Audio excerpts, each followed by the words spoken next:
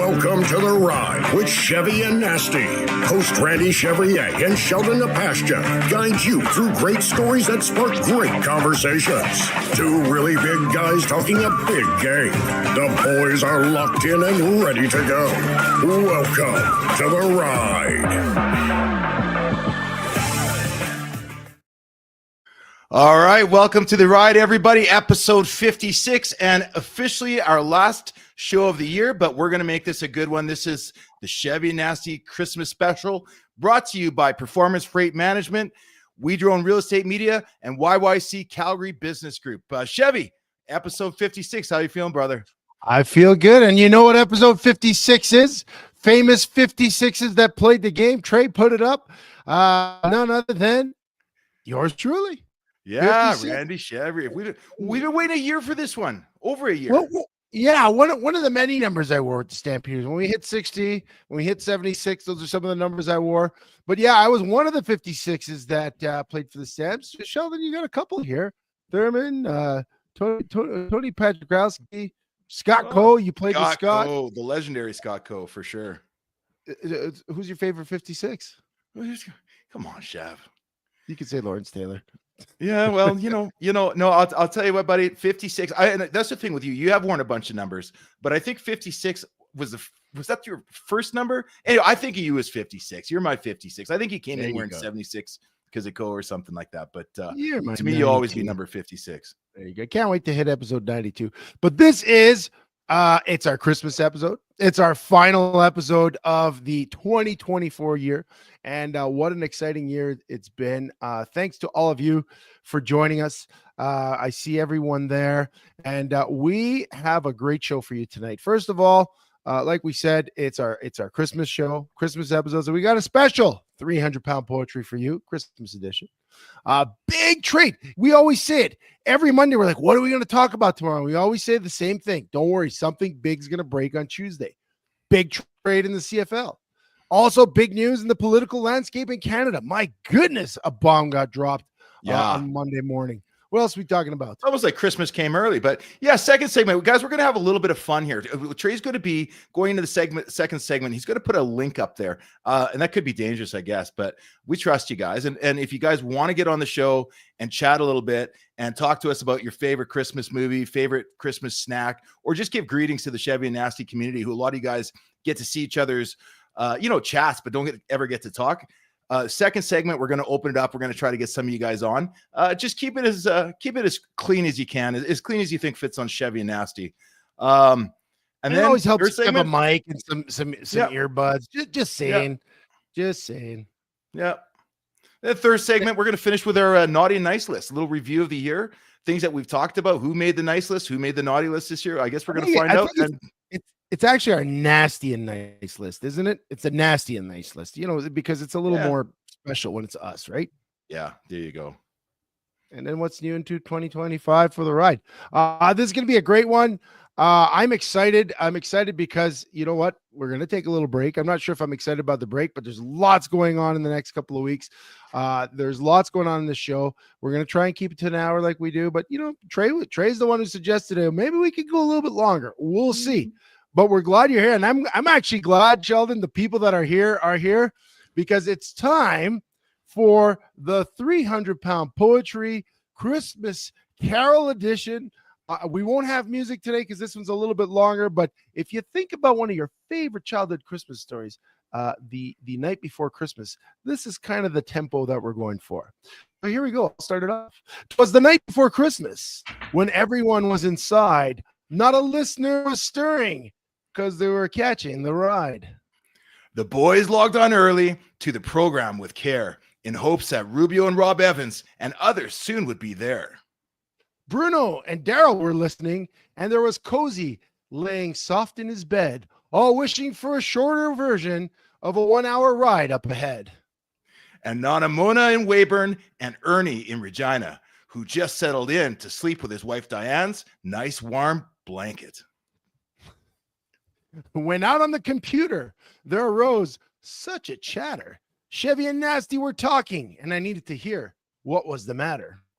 Away to my computer, I logged in like a nerd. I turned up the volume to hear what was the word.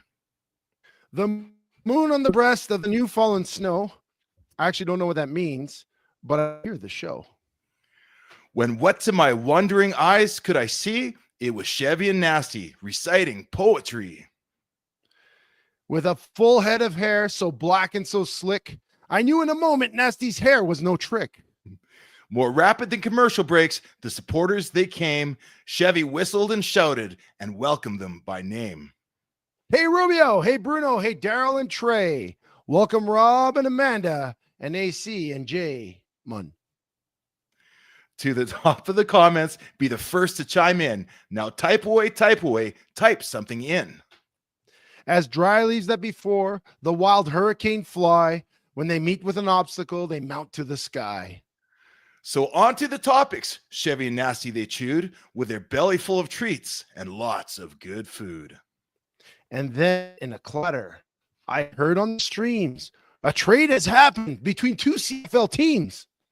As I drew in my breath and saw Fajardo was traded and McLeod Bethel goes the other way because his luster has faded.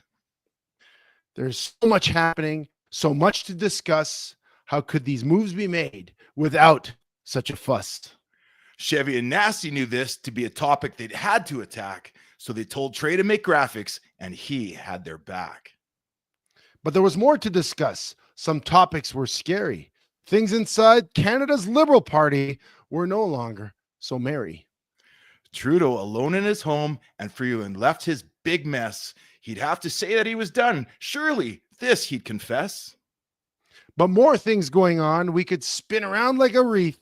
Chevy and Nasty need some water. They are dry in their teeth. But they kept pressing on through the topics, the ones that mattered. This rhyme is too long. Our confidence is shattered. It's getting there.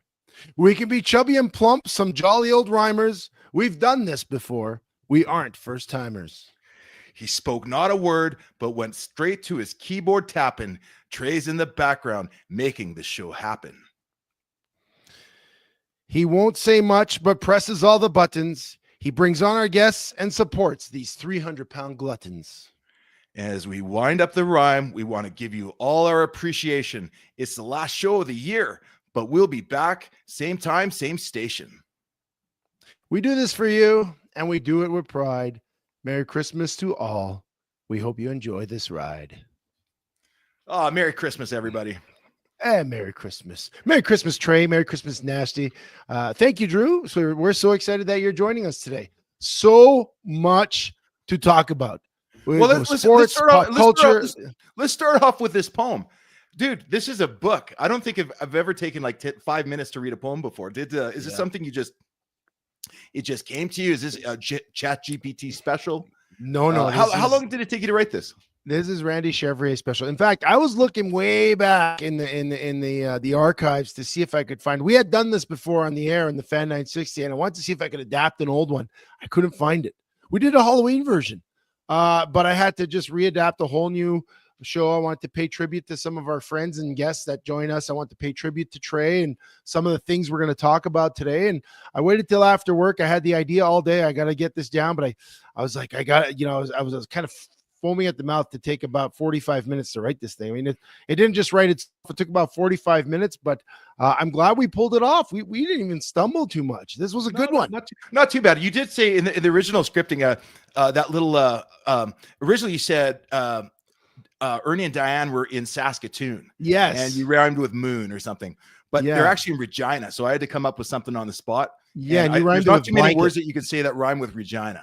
Fun. So yeah, I said Diane's blanket. Yeah, yeah, for sure. Yeah.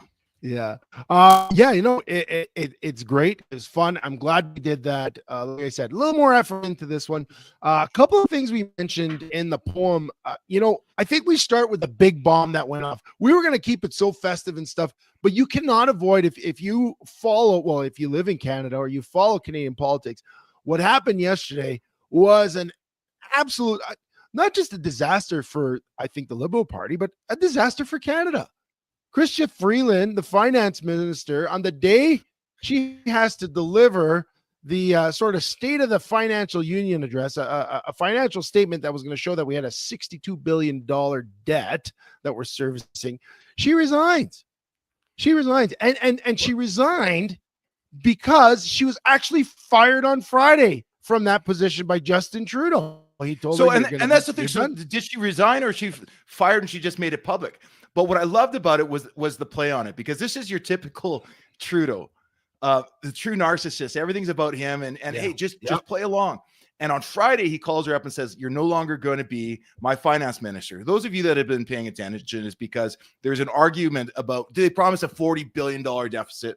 It's already at 62 billion. I'm sure that's cooking the books. And Trudeau wanted to put another 6 billion on there. So what he said to Chrystia Freeland was, okay, you're no longer going to be my finance minister, but do you mind showing up on Monday morning and giving Canada the bad news? I really don't want to do it myself. What a bad move is that, to throw her under the bus that way, to make it public that she's the one making this announcement. And then the next day he would publicly cut her legs out from underneath her and announce Mark Carney is our new finance minister. I mean, that's just a bad move. But I don't think Carney was officially announced yet. Like I think he's been offered the job, but he hasn't taken it. But right now, I don't think we have a finance minister. No, we didn't. No, they named another buddy of his today. It was worse than that, Chev. I think he had talked to Carney about it, and Carney said, "Well, if the position's clear, I'll take it." This is my take on. This is Nasty's take on the Christmas news, and he said, "Yeah, I'll handle Christie. It'll be all good." And come Monday, it wasn't so good. And so now Carney's just backed right out of there. He wants no part of this. He wants to be leader of the party next year. Yeah. So where do you stand on this? Like, I mean, you mentioned a couple of things. One, Trudeau, super ultra narcissist. Chrystia Freeland, taking her power back, right? Like, I'm not a big fan of hers, but I kind of respect what she did. She's like, you know what? I'm not playing your game. And a lot of drama, lot of distraction from the real issues for sure, because Canada's facing some real issues. But this is a bombshell, and we mentioned in the poem. Is Trudeau done? Like, not only Trudeau, like, she was one of his staunchest supporters. She was his number 2. She took so many bullets for him in the last 8 years, and now she quit on him. And so many ministers quit. His cabinet is empty. Another minister quit at the same time. Randy Boissonneau, a couple of weeks ago, there was a scandal. There's been scandal after scandal. Ministers quitting after ministers quitting. Is this the end? Yeah, it's got to be. I mean, this whole thing ended months ago, right? And now it's just a matter of time. And it's kind of funny. It's fun to watch them squirm.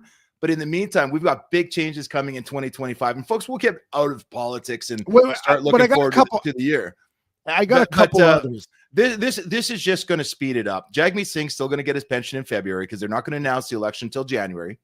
Well, there's a duplicitous guy in his self. Yeah, Jagmeet Singh, the leader of the NDP party, for the last year and a half, almost to 2 years, people have been asking him to vote to strike a non-confidence motion against the Liberal Party. He's basically holding the Liberal Party up.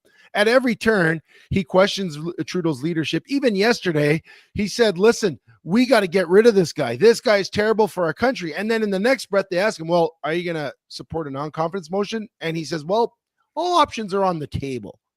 Like, he's cooked as well.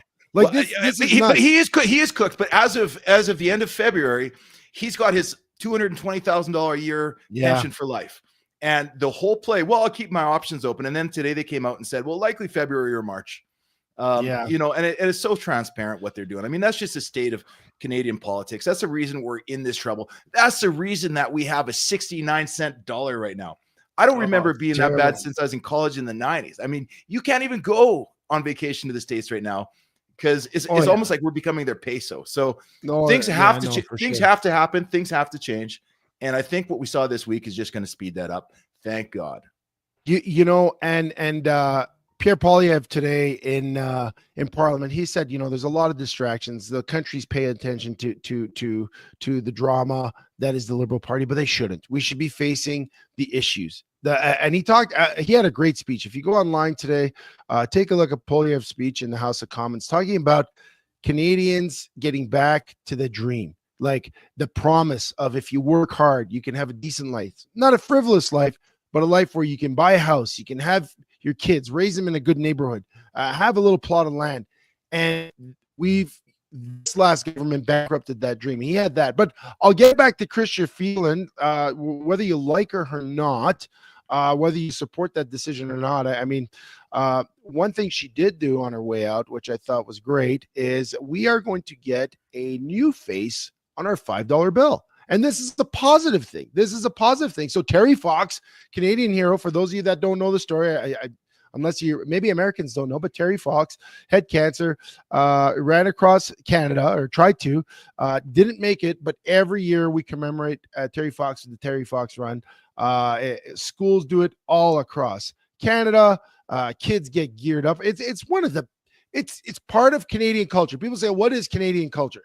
Terry Fox Run is part of Canadian culture, and they've raised over, I believe it's $800 million for cancer research. I believe he ran across Canada in 1981. This is before the internet. This is before things go viral.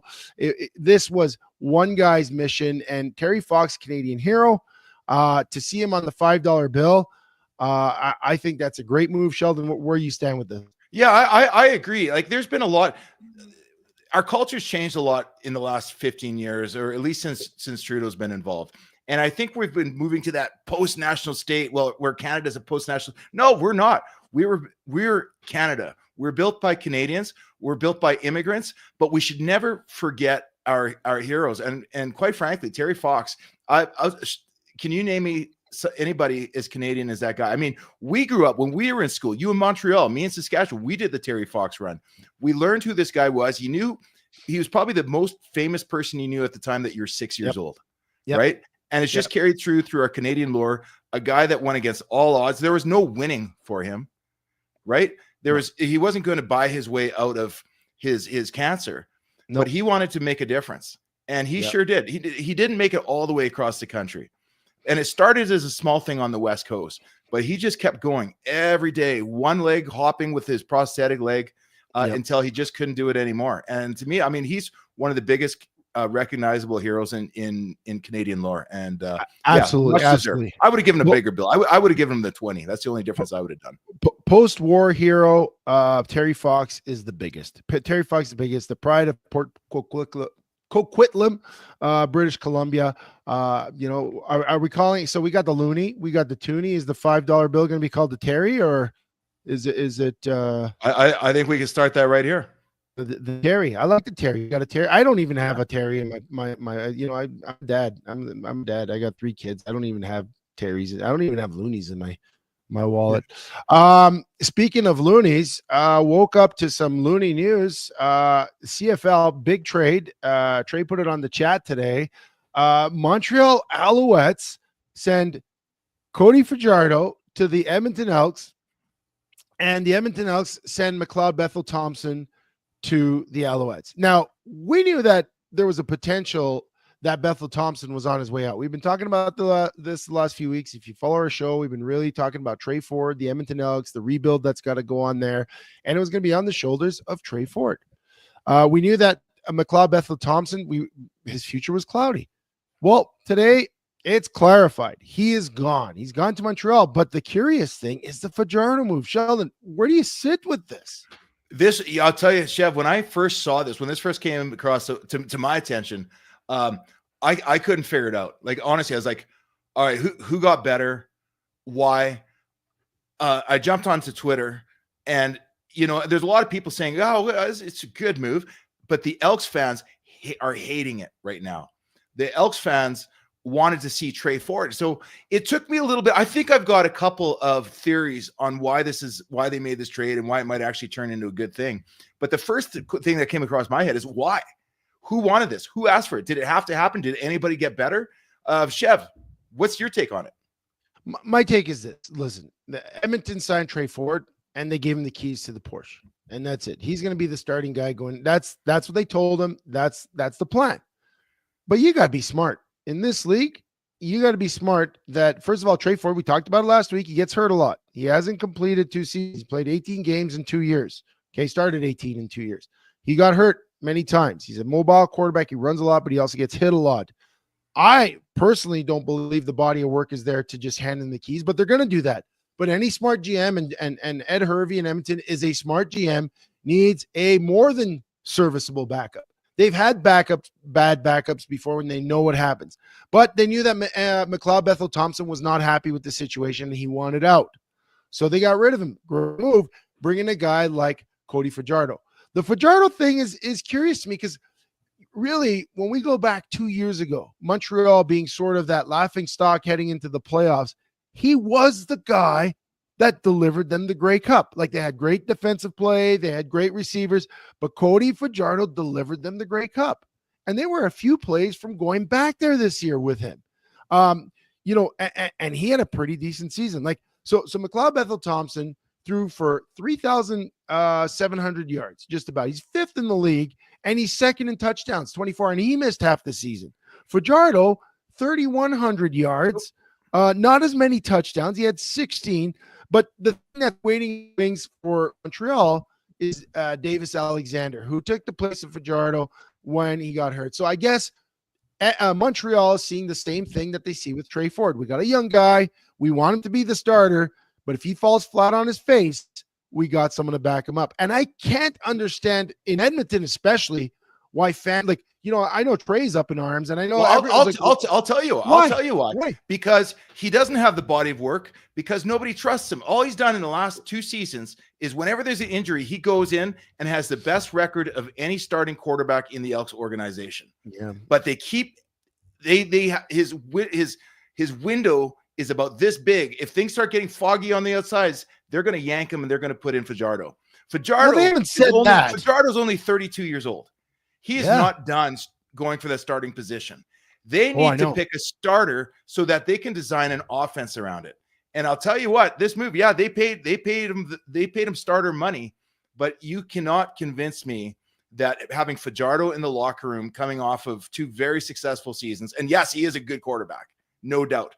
But right now, that puts such a stain on Trey Ford's future with the club that if I were Trey Ford, I'd probably be asking for a trade right now. Now, the reason I think it's smart is what I saw today was MBT last year in January signed a 1-year deal. It was a 1-year, call it $300,000 or $400,000 deal, or I think it might have even been $500,000 to come to the Elks. The Elks were going to lose him. There was no way he's coming back. So I think from that standpoint, this was a trade just to get, you know, instead of walking away with nothing, maybe having a second very capable quarterback is a good situation to be in. But I think it absolutely muddies the picture for Trey Ford. If I'm Trey, I'm probably looking for a trade, because you know what? Winnipeg is going to be looking for a starting quarterback here in the next couple of years. I'd be looking for a better situation.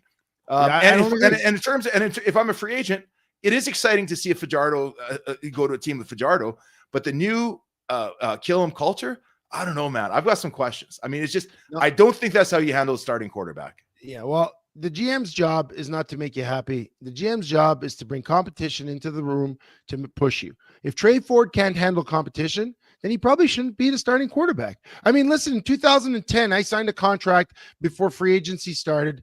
I gave the Stamps a hometown discount. The day of free agency, the first guy they signed was a long snapper of the Edmonton Eskimos, my buddy Tim St. Pierre. Yeah, sure. I was like, that was curious. But you know what? I trained my ass off, and I went to camp, and I won my job. And that's what you're supposed to do as a pro. They're not supposed to worry about your feelings. You go out there, you perform, you win the job, you get the job. They're giving him the benefit of the doubt. How they handle his early failures and blunders might be on the coaches, but no one said that he's going to lose his job or he has a short leash. But that's the job in pro sports. That is the job in pro sports. It's handle competition. Look at the 49ers last week. Devindre Campbell, he walked out on the team, said, I'm not going to play because the starter comes back. The starter comes back, and Campbell's upset, so he says he's not going to play.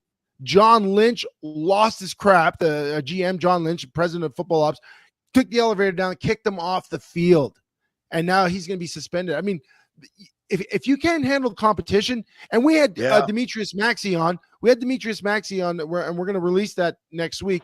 You know, we talked about that with him. He said today's athletes are soft. If you can't handle competition, you don't deserve the starting spot, because it's tough.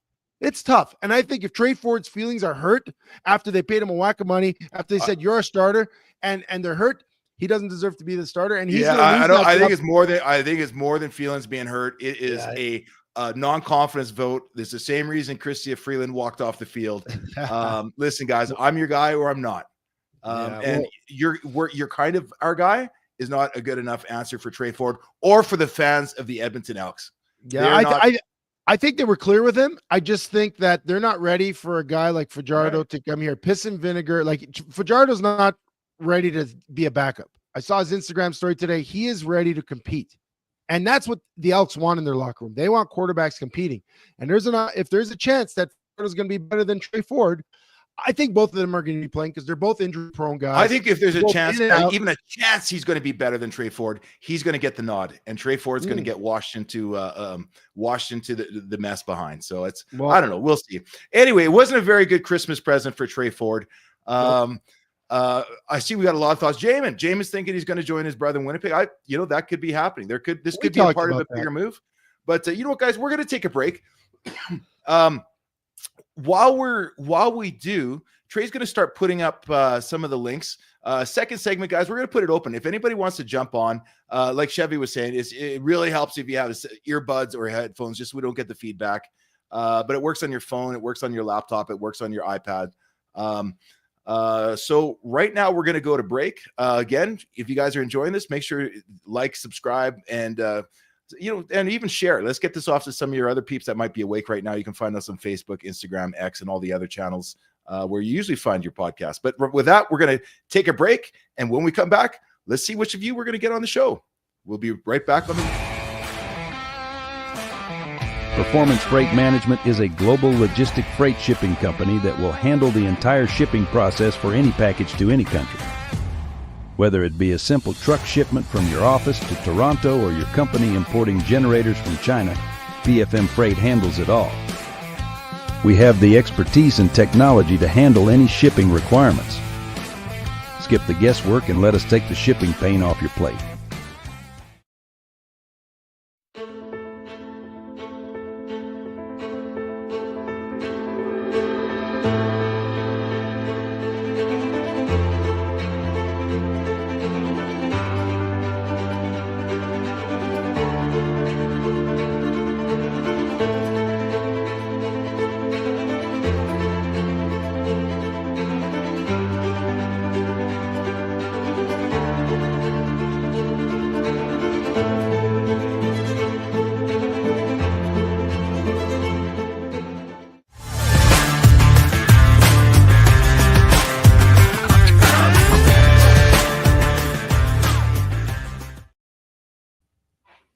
Welcome back. It's The Ride, the holiday edition, Christmas edition, whatever you want to call it. We're powered by Performance Freight Management, We Drone Real Estate Media, and YYC Business. You can find our show. We release this episode every Friday on YYC Business. Great supporters. You guys that listen in every week. We love seeing your comments. We love hanging out with you.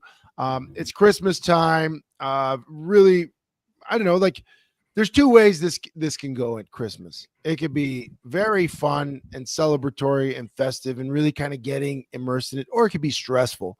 Sheldon, for you, is Christmas time generally a fun time or is it a stressful time? You know what? I try to keep it fun. I mean, there's always a lot of stuff going on at Christmas. But for me, honestly, I really feel the joy of Christmas. My favorite thing, even my boys are now teenagers. I'm real excited. They have 2 days left of school. And then it just so happens that Christmas really does coincide with my slow time in my business. It's my time when I do a lot of looking back at the year, planning for the following year, working on social medias and stuff like that. But my favorite thing about this time of year is I get time to cook. Like, for instance, like I'm a cook. I'm not a baker. But this year I'm challenging myself to make Christmas cookies. And I've never done it before, but I've got a recipe for Nanaimo bars. I've got a recipe for peanut butter chocolate cookies and for gingerbread cookies. And I'm going to work on all that stuff. Today I practiced a little bit. I made biscuits nice. After school for the boys. Never made biscuits before in my life. So for me, when I get a bit of a slowdown over Christmas, it's tight. You're spending way too much money and a lot of times there's too much travel. But I really enjoy just trying to take a little bit of downtime, cook some stuff for my family, and watch a ton of Christmas movies.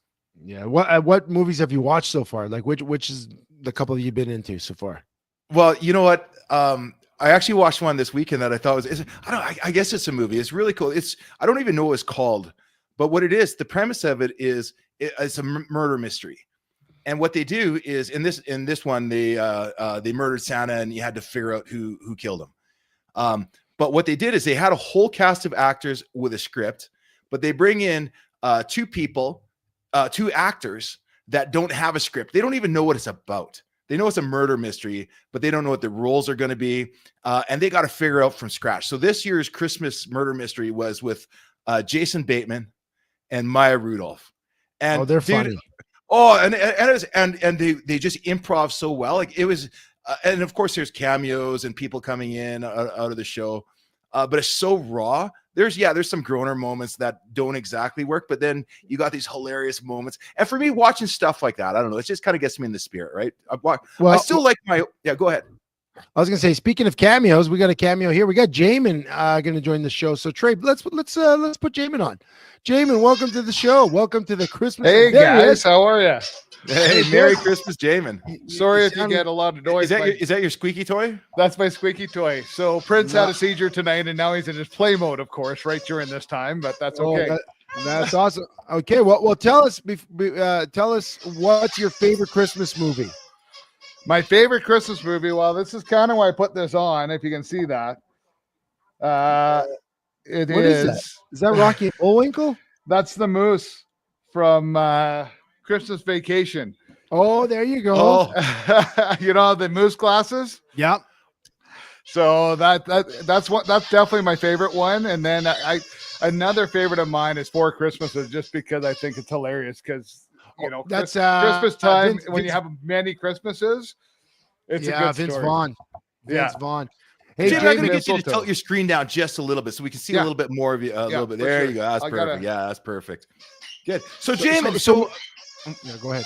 Well, I was just going to say. So here's another thing. So you've got one of those interesting situations where you're not a Christmas baby. You weren't born on the 25th, right? But you've got a birthday coming up, the 21st. Yes. So 20th or the 20th. Yeah. So as a kid, did you absolutely love your birthday? Was it far enough from Christmas that you got birthday gifts and Christmas gifts, or was it one of those things where it all got kind of tied into Christmas? It kind of all got tied in. I normally get something but the thing is, if you wanted a big gift, it was great because you could get one for both. That was the good thing as a kid I found that I got. So you actually got a good one for your birthday and then a good one 5 days later for Christmas. Well, no. Like I say, I could either get a couple things or if you wanted the big Transformer set or something as a kid, then it could be both Christmas and birthday, right? Like, well, if you want that, this is going to be your Christmas and your birthday gift. Right. So together in one. So Jamin, I want to talk more, but we got lots of people actually waiting. So we're gonna say Merry Christmas to you. Enjoy the squeaky toy. Enjoy the movies. I love the National Lampoon's Christmas Vacation. I haven't watched that one yet, but that's next on my list. So thanks for coming on the show, man. Thanks, guys. Yeah, that's awesome. Nasty, Merry Christmas, we got some people waiting, but that is a great movie. The National Lampoon's. The one I watched this weekend was the Rock's movie Red One. It got blasted in the theaters. Like, critics hated it. Apparently The Rock did something unprofessional on the set, but I watched it on Saturday or Sunday night with the boys, and I thought it was fun. It was a good Christmas adventure movie, kind of like the Netflix ones with Goldie Hawn and Kurt Russell. Just fun adventure, a new type of adventure, and I thought that was good. But, Die Hard was a staple. National Lampoon will be one. I love Four Christmases with Vince Vaughn because that's going to kind of be my Christmas. I'll talk about it later. But we had Rob Evans was waiting on the line. Let's see if Rob is with us. Rob, you there? Ho, ho, ho. Are you there? No, I'm here trying to figure out the cam, I guess. Well, while you're figuring out that, at least we can hear you. Rob, what's your Christmas break look like? Do you get much of a break? Are you a movie guy? I think I've heard that you've cooked before. Do you bake? Are you going to be there making Christmas cookies and stuff like that with me this year, or what's your thing at Christmas? No, actually tomorrow, my wife and middle son are baking. You're They're baking. doing the baking. I'm the turkey carving guy, I guess.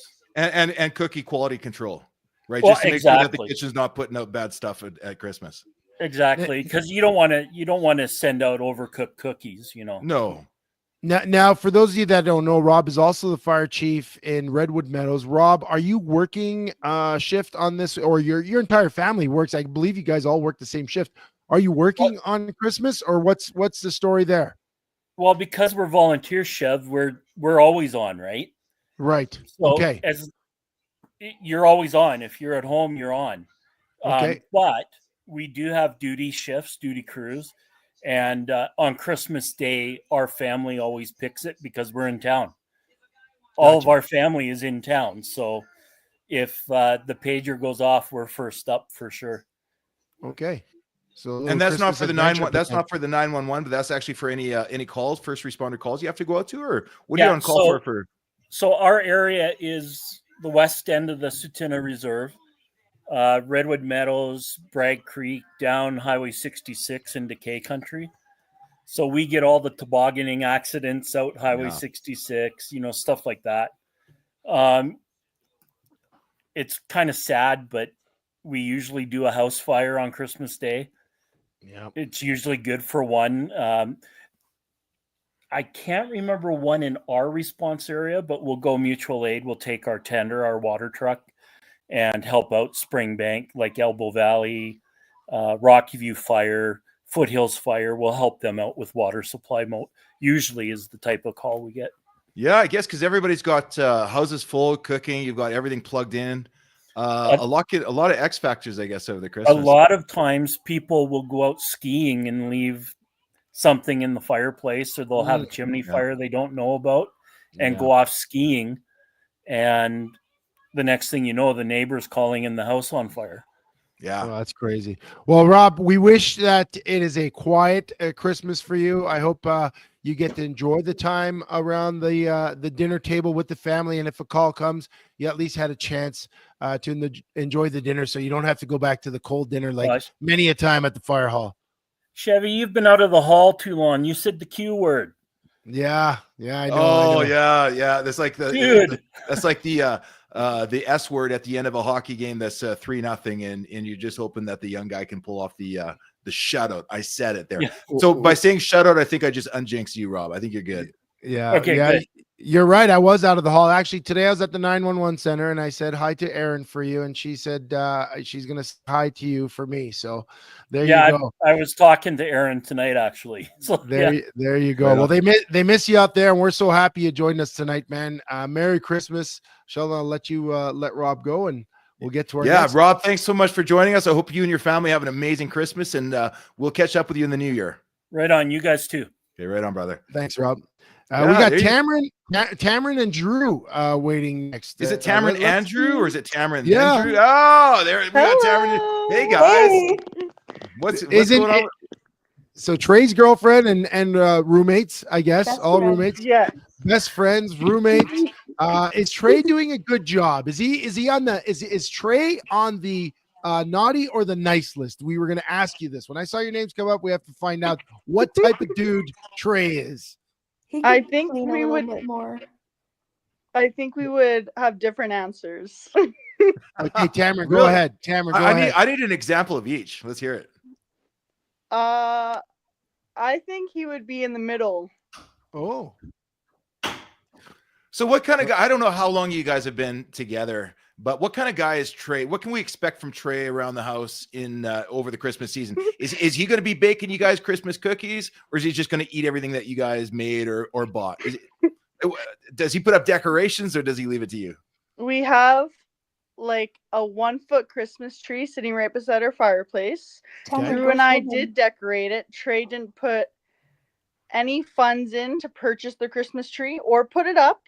And we would be the ones that would be baking the cookies, but he would be eating them. Yeah, there you go. He's like a Grinch. He's the Grinch. He is the Grinch. He's the Grinch. Drew, what do you have to say about Trey? Is he like right next to you guys? He's probably no. He went home. We're all home. Oh, okay. You're all home for the holidays. Gotcha. Yeah. Gotcha. So did you guys get to do like a Festivus like before everyone left? Did you do a little Christmas gathering, a gift exchange, Secret Santa, any of that cool stuff that like young folks do, when they have energy and time?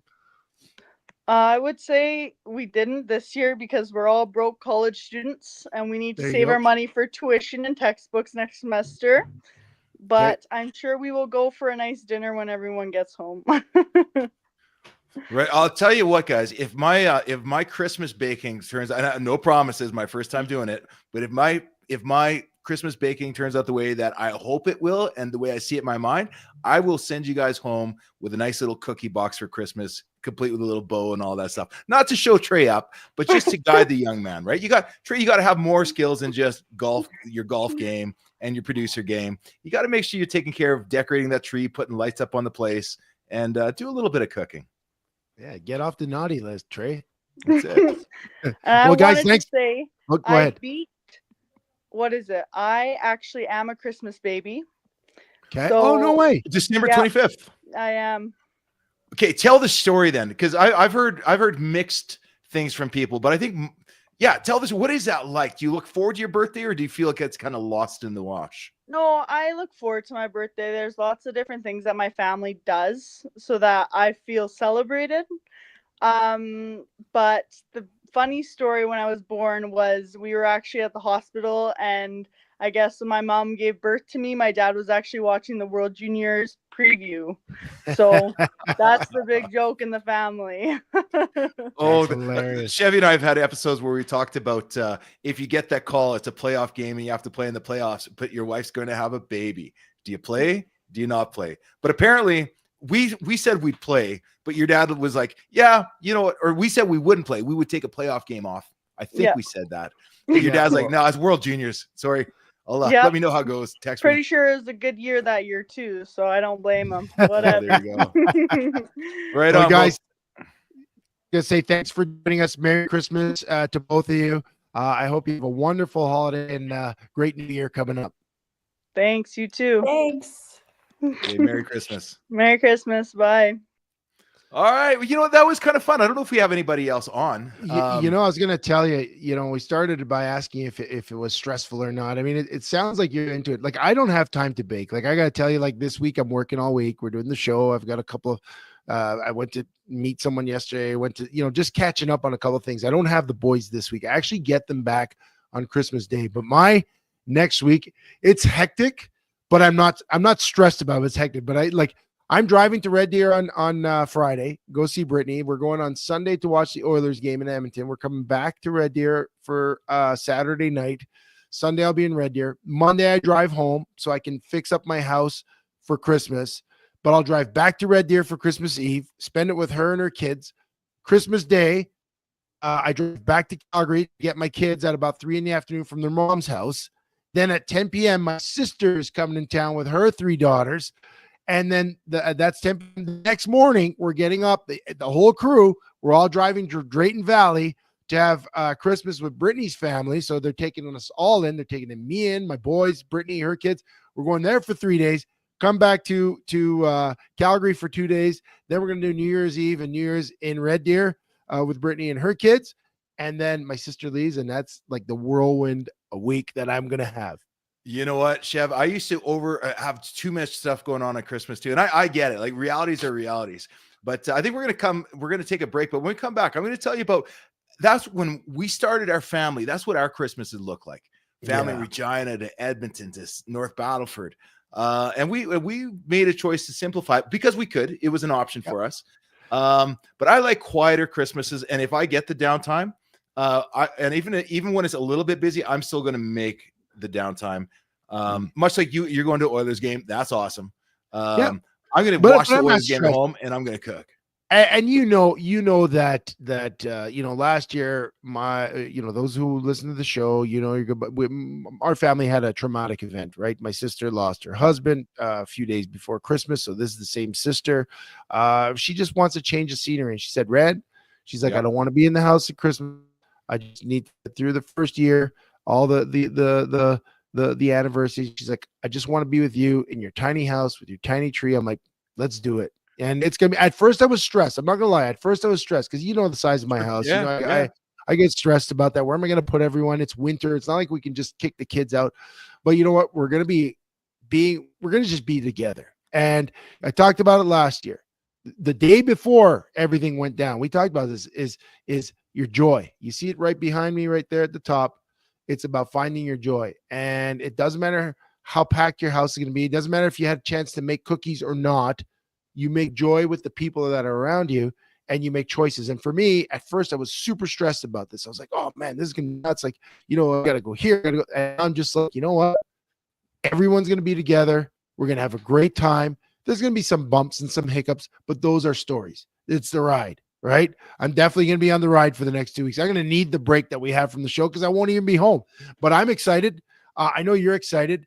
And so far, it's been a great ride. Thanks for Rob Evans for jumping on. Thanks, Jamin. We had the squeaky Jamin. We had the no camera Rob Evans. And then we had Drew. We did a pretty good job. Trey, great job producing. Trey, you got to do some work to get off that naughty list. We want you on the nice list. And speaking of, we're going to take a quick break. Okay, we're going to take a quick break. When we get back, we're going to give you Chevy and Nasty's Nasty and Nice list. Now, remember, we're on all socials at Chevy and Nasty, YouTube, Facebook, Twitter, X. The podcast will drop on Spotify and Apple Podcasts tomorrow, so you can download it. We're also on TikTok, YYC Business. But the one thing I know about this whole internet world and podcast world, if you have a chance, guys, I know we love you. I know you love us. Try and leave a little review on Spotify or Apple Podcasts. You drop us 1 star and a little note. Hey, Chevy and Nasty. Nasty's got great hair. Something to let them know that you're listening to us. Because I think that actually helps get us out to more people if people actually share the story. Because we appreciate sharing with you guys. And we're going to do a little bit more sharing when we get right back after these messages. But what was that like mentally? Going into the Eastern final and losing him and knowing, at least in the back of your mind, I don't think anybody's ever gone into a Grey Cup game with this backup quarterback and been able to pull out a win. I mean, what was that like in the locker room and as a coaching staff dealing with that? Well, the confidence that we had as a coaching staff and as players, everything was an open book and we communicated well, and we knew that once we had the players to buy into the things that we were saying, that it was going to be a successful finish for the season, right? So the confidence was always there. The energy was always there. The players gave max effort throughout practice and in the film room and definitely turned it over into the game. So we knew and we felt that this game was going to be ours, right? So because the confident level was talked about at the first jump of the season, starting at training camp.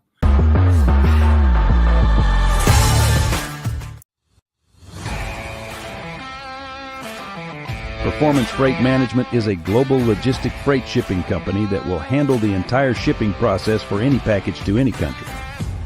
Whether it be a simple truck shipment from your office to Toronto or your company importing generators from China, PFM Freight handles it all. We have the expertise and technology to handle any shipping requirements. Skip the guesswork and let us take the shipping pain off your plate.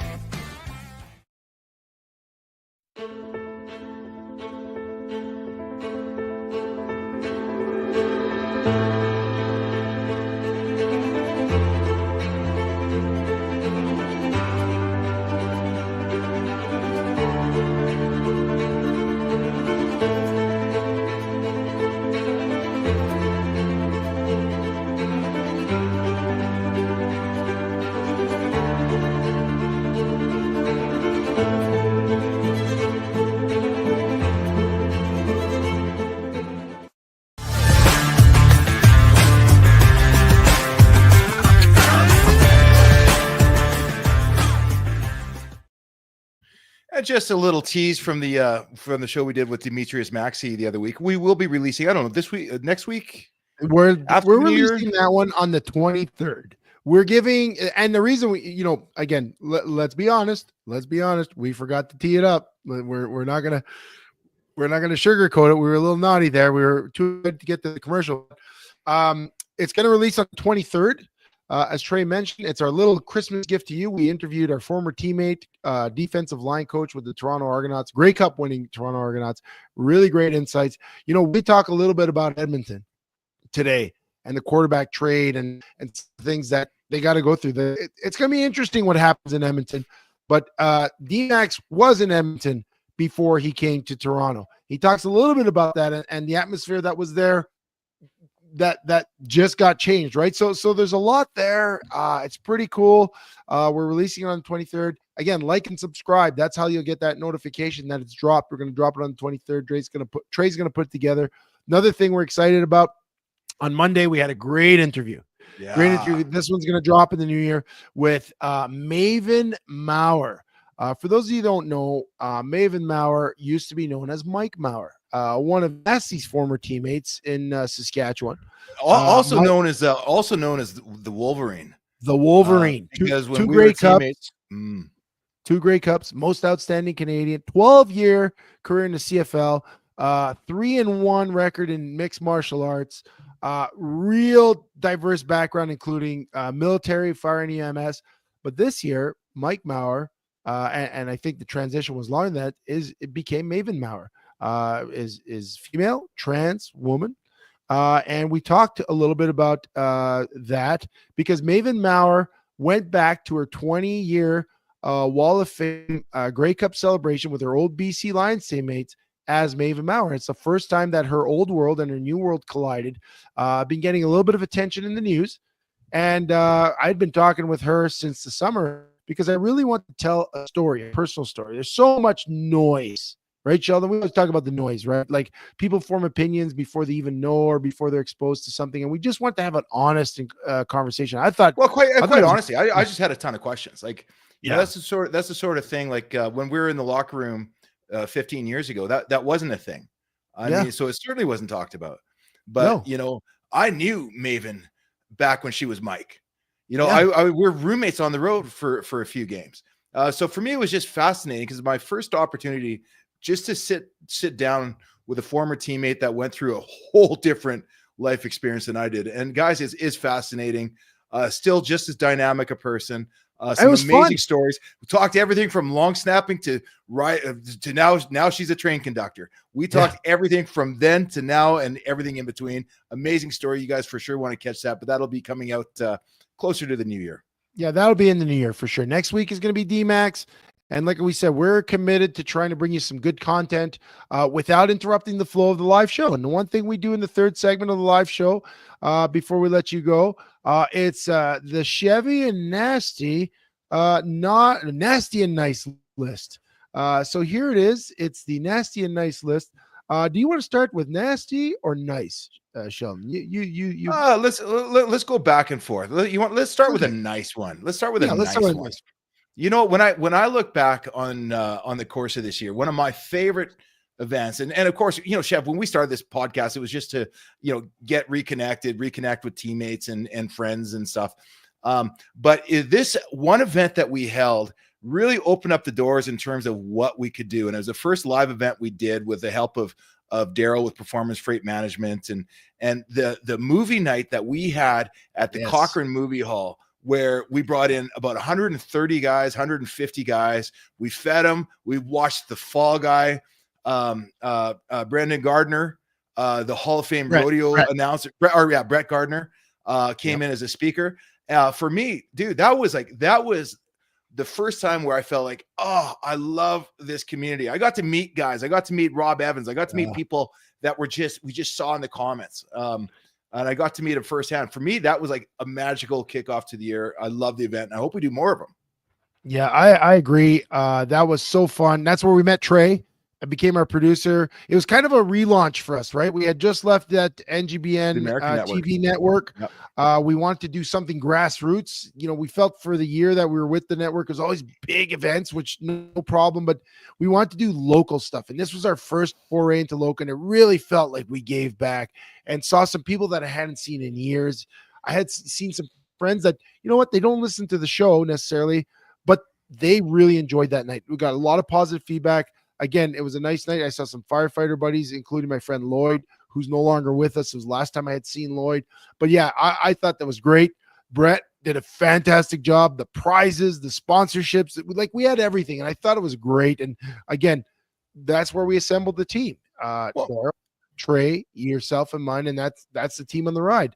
And since we're on the slide, you want to keep going because we got the slide up. Yeah, Let's go to our second one on the nice list. Well, the second on the nice list has to be the Bret the Hitman Hart bar experience, Grey Cup. I mean, we put that event together in 8 to 10 days. And I joked that I was shaving my back while I was texting Bret the Hitman Hart to see if we could do it when I found out he was going to be at the bar for Grey Cup, and we put it together, and it was such a great thing because so many things were great about. First of all, Bret, speaking to the people, Jamal at the Hitman bar saying, "Yeah, whatever you guys need, I got you." Like Jamal was amazing. Jamal was amazing. Before we even believed in us, and then Bruno, Daryl coming together with Adam's team to put together all the technical stuff that we had no clue if we could even pull off. And then, pulling it off, Trey there, Kurt Panio's story about meeting his idol, like tears, the whole day, tears coming down. Tears. Oh, that was, for me, that was nice. That definitely deserves to be on the nice list. Now, do you want to do a couple of naughties or do you want to go back? Yeah, let's mix in a couple of naughties because not everything was nice during the course of the year. There's a few things that might merit some conversation here. Let's start off. Chev, you got Devondre Campbell. You know what? Where I'll go. He made your nasty list. You know what? Where I'll go before that. Since we just talked about the Bret the Hitman Hart experience, one of the things that came out of that was Trey's dad dining and dashing on him. Trey's pops came in, enjoyed the show, enjoyed the Grey Cup, enjoyed the experience, but he knew the right time to just puff that man smoke and get out of there and leave his son with the bill. Now, you know what? As a dad, I'm giving him the man clap. But you know what? For Trey wanted dad to be the dud or on the nasty list, but you know what, Trey, he's still going to feed you at Christmas, so he can't be too nasty. But do you want to go ahead with one of your naughties or I'll go with one of mine because this also leads in from that same night and the weekend before. Chev, we've got two bets in my recollection that were never settled. So at the end of the CFL season, we had a regular season tally, and I came out like a 1 or 2 games ahead, and we had a poutine going on it. We talked about it that I'll be eating the poutine live on the show to enjoy the bet. You reneged on the bet, and you did it in the worst way possible. You're like, I'll do it. Yeah, I'll do it. And then the day came, and it's like, there's no poutine. And then on the show, you pulled the Justin Trudeau. Well, I think you just experienced it differently than I did. I don't think we actually made a bet. I was looking through my paperwork and I didn't see a signed contract. So therefore there's no bet. Well, Chef, that stung me. And then I clearly won my pick of the Toronto Argonauts winning the Grey Cup with Nick Arbuckle. And there's no poutine, Chef. I feel like every bet we've made was surrounding controversy. First of all, the first one for the poutine, you usually set the stakes at the beginning of the season before the season takes place. All of a sudden you won. It's like, oh yeah, I'm getting a poutine. I was like, oh, okay, is that what we bet? Sure. So, but it was kind of like, when you buy a timeshare and then you go home and you're like, well, how did I wind up getting sucked into a timeshare? I didn't even I just wanted the free tickets to Disneyland. That's exactly what happened on the first bet. The second one, I was fully ready, and I'm still going to buy you Spolumbos because technically you won. But I will say, when you shifted your pick, like you said, I'm picking Winnipeg, and I was like, okay, well, I got Toronto, and I believe in the underdog, and I was all in. And then all of a sudden, I'm looking at you, and I'm like, this guy's really talking up to Toronto here. He's like, and then you just put your stamp on Toronto. I was like, well, shoot, I guess I got to pick Winnipeg just because. But dude. I will honor the Spolumbos bet because in the end, I did, when I picked Winnipeg, I thought, yeah, you know what, they're the better team. I should win that one. Rubio says no, poutine is a good thing. Rubio, you know what? Poutine every day would be a good thing. When Rubio makes his way to Canada, we are going to do a poutine tour. We're going to have a poutine off. Can we do that? Starting at Costco. No, we're gonna And then bring the poutines in, and we're gonna have a poutine taste test. Rubio is gonna be one of the judges. I think that's it's a what we're great gonna idea. do. I will say, let's I got one more thing I got to add about that though. Yeah. Clearly, that is a Montreal thing because Trudeau's also from Montreal, right? Yeah. You know, say one thing, mean another. Because I did picture. I don't remember us having pre-designed picks because this is not a scripted show. No, and it's not I reserve the scripted. right to make it. I worked so hard to come up with an argument why Toronto could possibly win the Grey Cup. I convinced myself that they're going to win. I didn't know it was your pick. We never discussed picks beforehand. I might have said the week or two before I was leaning to Winnipeg, but I still feel good about that pick, and you could have picked them too. I still think you flip-flop, but that's okay because going to our nice list, we have Nick Arbuckle, the quarterback that delivered you your Spalumbos. Nick Arbuckle was, 3 months from quitting football, didn't even have a team last year, gets invited to Toronto, gets cut, gets brought back to Toronto, was a third guy on the depth chart, worked his way up, just like Fajardo's going to do in Edmonton, worked his way up, and next thing you know, when Chad Kelly gets injured towards the end of the Eastern final, Toronto looks to one man to save them. The guy that had very little experience sort of that whole entire year goes in, starts as the backup, and wins the Grey Cup. Cinderella story for that guy. We got to get him on the show. That's one guy I want to get on the show. Nick Arbuckle, because that was a journey. Sheldon, you want to hit the last nice list before we go to the final two naughties? The last on the night, so we already hit Trey, right? Trey got his love. I didn't see his picture pop up there, but Trey, who changed our show and got us from 2.5 hour episodes down to 1 hour, except for today, he gave us permission. There we go. There's Trey, our producer that came in and changed everything. We went from Tuesday from 11 till 1 o'clock show to Tuesday at 10:30 to 11:30, so a little bit better. A little bit better. Trey did an amazing job for a kid that's still in school. I mean, he's kind of got, he still has like braces and washes with Clearasil, and he looks like a little teen compared to us. But he's come in here and he's managed us so well that he's probably been the biggest godsend to this show all year long. But the last of the nice list, come on, Summer McIntosh. Yes, this little 17-year-old girl still in 18 school. Now. 18 now. Well, she's 18 now. She's 18 now. Yeah. But at the Olympics in Paris, France, she was 17 years old, coming from a non-powerhouse swimming program to absolutely dominating swimming in the in this year's Olympics. I mean, just an amazing story. 17 years old. She broke four records last week. She broke two last week. Yeah, absolutely, she did. She's the kind of girl, when you look at her and you come home from work and you look at your own kids, you just want to smack them. When they're up there arguing over Roblox and Siege or whatever your kids might be playing. Oh, fork knife. Yeah. You just want to smack them. But this girl did good. She represented Canada well. The great state of Canada, or however we're referred to now. But absolutely amazing story. Yeah. Between her and Nick Arbuckle, those were my two feel-good stories of the year in Canadian sports. Yeah, no, that I can't even argue with that. And we go to a naughty list. You mentioned it, Devondre Campbell. I followed this last Thursday on Thursday Night Football. Prior to the game, said, "Hey, I don't want to play. I was starting. The starting guy that I replaced comes back, and I'm not going to play." And he refused to go in. Told his coach he wasn't going to go in. I guess John Lynch, who is great. Hall of Fame player, used to be with the Tampa Bay Buccaneers, I believe, the Denver Broncos as well. Lynch comes down and gets him kicked off the field. And you know what? Good for John Lynch, but bad for Devondre Campbell. Players are not tough. We talked about that. Like, hey, listen, you get an opportunity to show what you can do. There's a pecking order when the starter comes back. Not every guy has the story like Tom Brady where they outplay the starter and then next thing you know, they get the starting job. Generally in football, the rule is you don't lose your job to an injury. But you know what? If the starter is better than you, he's going to play. And if the coach is evaluating him as you better than you, he's going to play. And you got to wait your turn and you take your opportunities. And the modern athlete, we talk a lot about the NIL and the college ranks and what's going on now. They're not tough. And this guy walked out. He's going to be suspended for 3 games. He's going to have to forfeit his salary for the remainder of the season. And, at first it was reported that the 49ers cut him. But you know what? That would that would reward him. Cutting him would reward him because someone would scoop him up. Now he's sitting on the suspended list. They're not going to pay him. The team is working with the NFL and the NFLPA to ensure that this doesn't happen.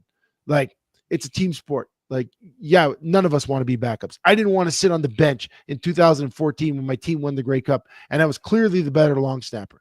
But you know what? Coaches made a decision, and I found a way to have an impact in another way, and I wound up coming back the next year and playing again.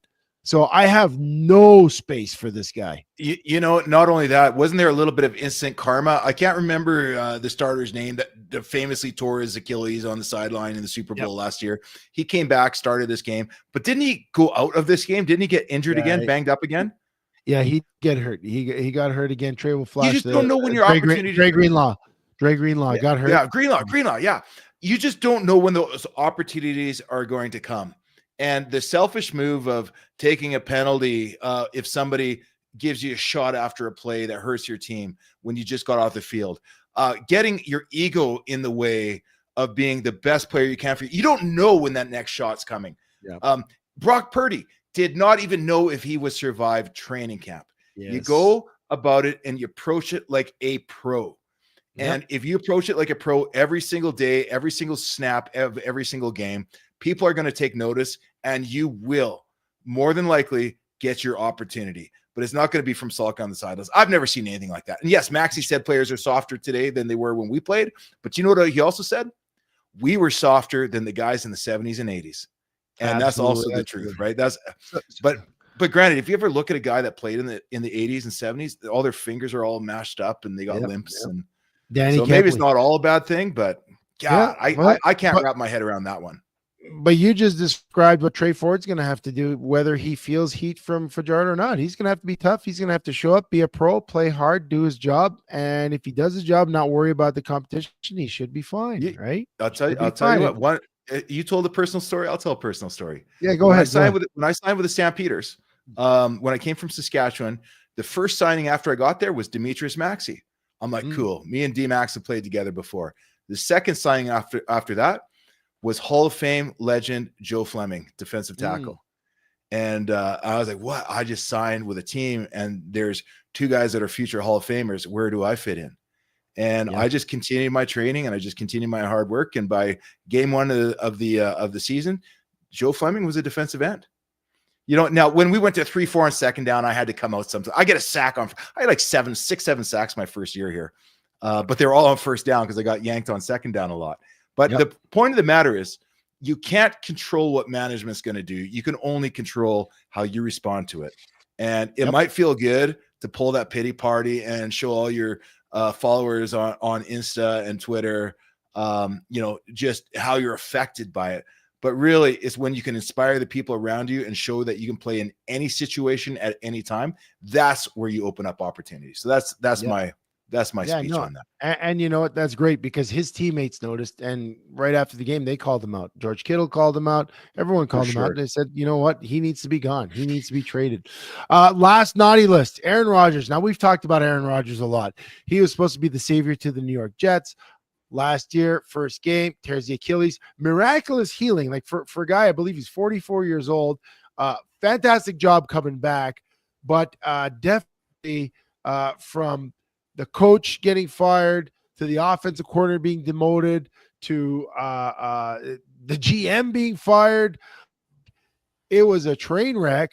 And Aaron Rodgers seemed to be always at the front of that. And it doesn't help that he's so public, with his appearances on the Pat McAfee show. He's so outspoken versus any sort of he definitely has a public persona that lends to the bad guy. It seems he's got this Netflix series that I'm not a big Aaron Rodgers fan, but I'm going to watch it. I want to know what makes him tick, at least from his perspective, the narrative he's telling. But yeah, I think he's on the naughty list because you know what? He was supposed to deliver the New York Jets, and they just won enough games that they're not even in the running for the first overall pick.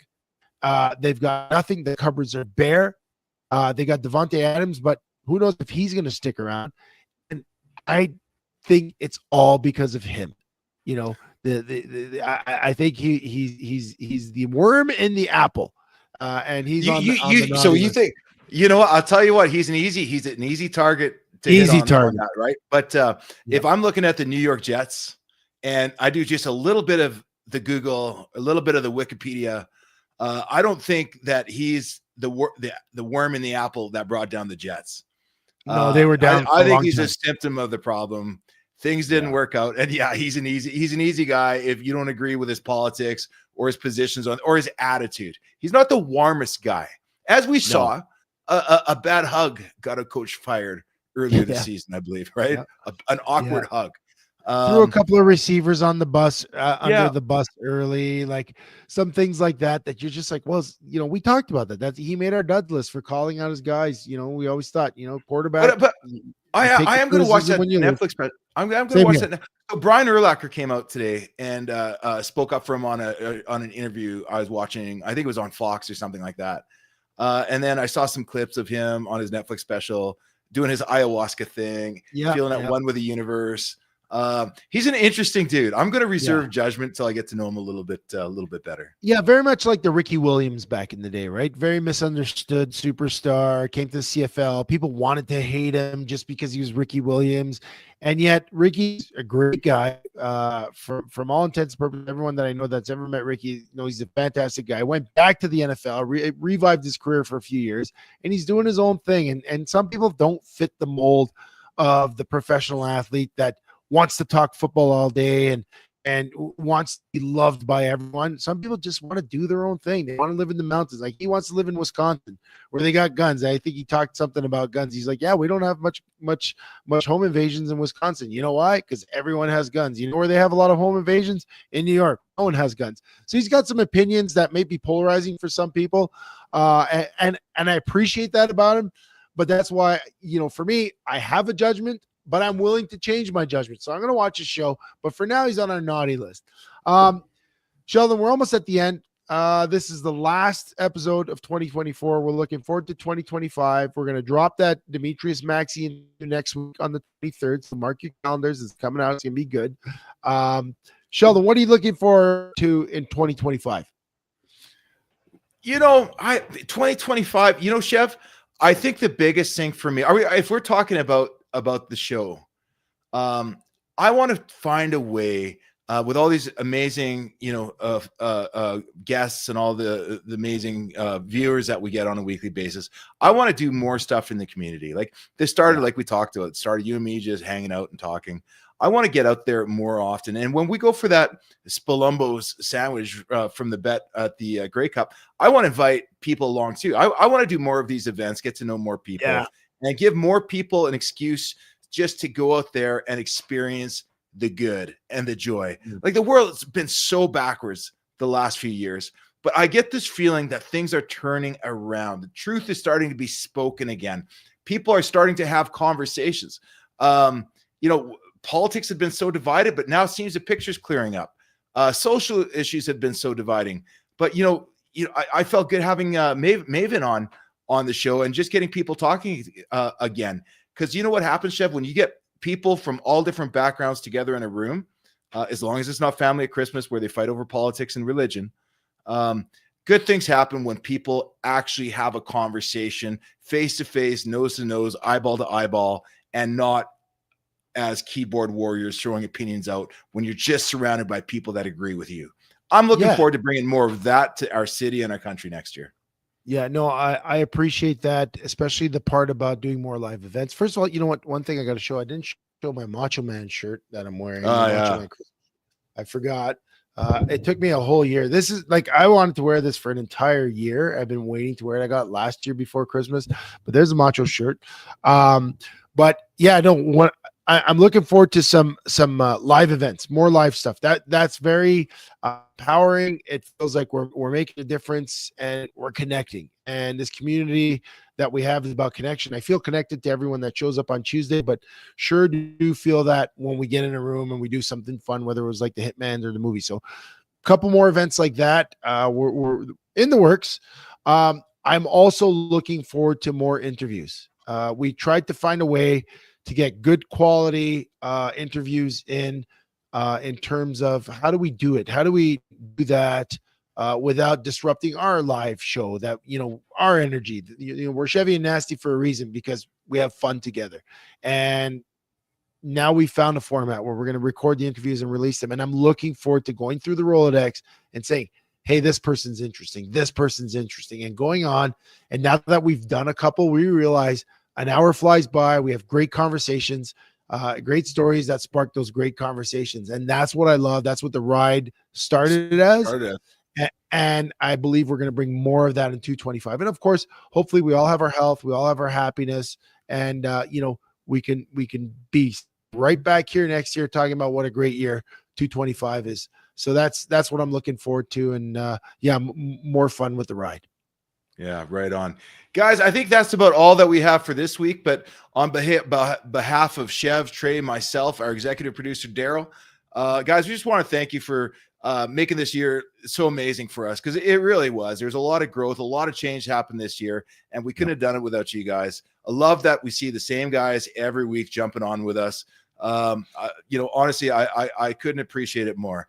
So I just want to say Merry Christmas, guys. Enjoy your families. I hope everybody has a fulfilling Christmas. I know it can be tough, but try to find the joy, try to find the good things, and make sure that the people around you know that you love them. Chevy, last word to you. Yeah, no, Sheldon, you wrapped it up so succinctly. I'm just looking forward to seeing you all in a couple of weeks. Again, follow us on all our socials. Make sure you subscribe. Leave a review if you can. I think that's something I would love if you guys can do for us. But again, that D-Max interview is coming up on the 23rd. And if I'm going to say one last thing, I'm going to quote the famous Hans Gruber. I have a machine gun now. Ho, ho, ho. Peace out, guys.